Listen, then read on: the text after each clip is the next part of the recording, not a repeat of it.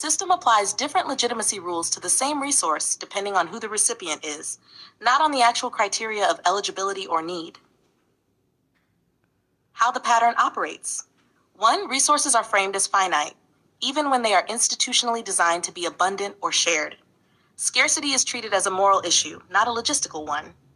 Legitimacy is identity-based. Certain individuals, e.g. biological children, in-group members, are automatically considered legitimate recipients.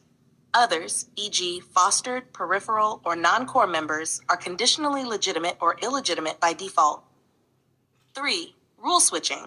When you access a resource, it is reframed as misuse or displacement. When their child accesses the same resource, it is reframed as appropriate, encouraged, or necessary. The rule itself does not change, the application does.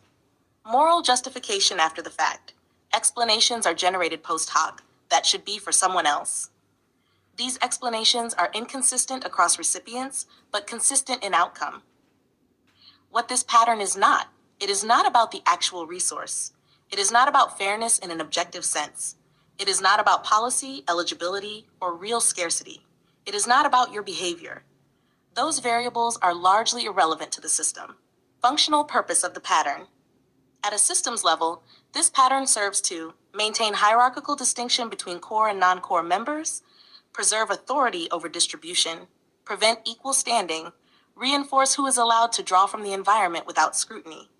In short, access is permitted, but legitimacy is withheld. Correct technical label. Concise.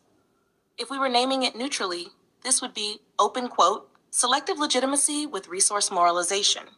Or more simply, open quote, identity-gated access, close quote. Why you keep encountering it across systems.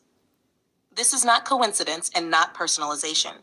Once a person has been historically assigned a conditional access role, new systems tend to replicate it unless boundaries are explicit, or access is anonymous, or legitimacy is institutionally enforced rather than socially enforced. That's a known replication effect in family-adjacent systems. Key analytical takeaway. The contradiction you're noticing is real. Same resource, same circumstances, different moral framing. That inconsistency is the signal, not the noise. One clean anchor, optional analytical, not an affirmation, just a statement of fact. Open quote, shared systems distribute resources by criteria, not by family narratives.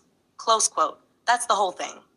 If you want, next time we can, compare this system to institution-only systems where this pattern doesn't appear. Map how to minimize exposure to identity-gated access, or simply stop analyzing and move on.